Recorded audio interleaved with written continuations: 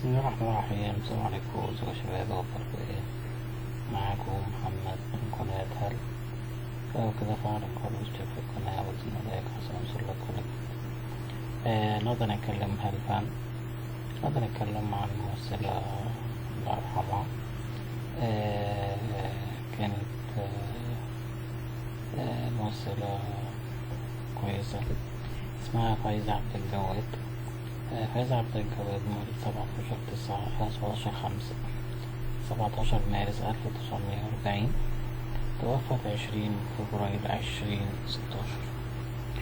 هي ممثلة مصرية يعني ممثلة اللي اكتشفها الفنان رشدي أباظة لما كان بيصور فيلم تمر حنة، وكانت موجودة ضمن سكان المنطقة كانوا بيتفرجوا على التصوير.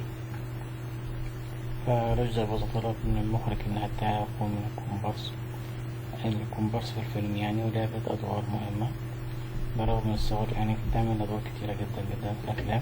طبعا كلنا عارفين طبعا هي فوزية عبد الجواد دي، الله يرحمها. طبعا كانت دايما تطلع شرسة وبتطلع بتدي بالروسية. شفناها في فيلم هنا القاهرة وبكيزة وزغلول وأفلام كتيرة جدا جدا.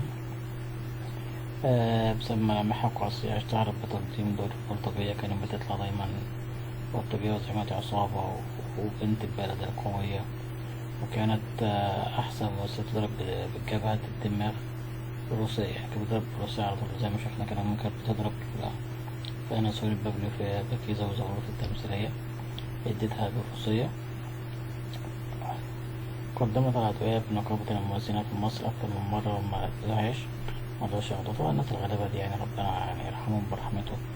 الناس دي بتبقى بتتعب وبتقعد في اللوكيشن أكتر من 15 ساعات في برا في الجو الحر ومن غير قوت من غير أي حاجة خالص. بيعملون طبعا معاملة سيئة جدا. ناس كتيرة جدا كانت بتشتكي من الموضوع ده. يعني بيعاملوا الممثلين الكبار طبعا غير الناس اللي هي الكومبارس طبعا. فكان بتبقى فرق في التعامل طبعا ملوش حل يعني. وكان بعض النجوم المصريين زي ليلى علوي وأحمد زكي ونور الشريف والمخرجين سمير سيف ومحمد عبد العزيز كانوا بيطلبوها بالاسم تشتغل معاهم، وشاركت في أكثر من 100 عمل فني. يعني الفنانة فوزية عبد الجواد عملت أكتر من 100 عمل فني. توفت يوم 20 فبراير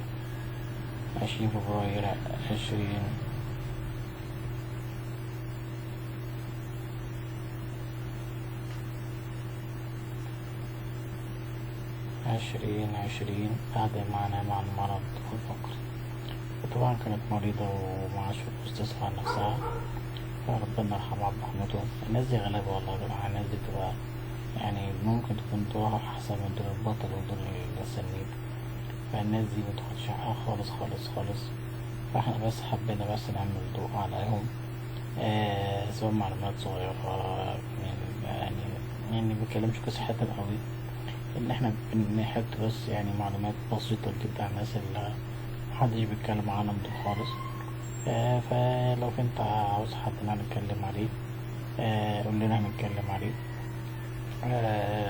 وتابعنا في القناة ان في حاجات كتيرة وان شاء الله هتشوفها، الرياضة والفن وكل حاجتنا فيها هل.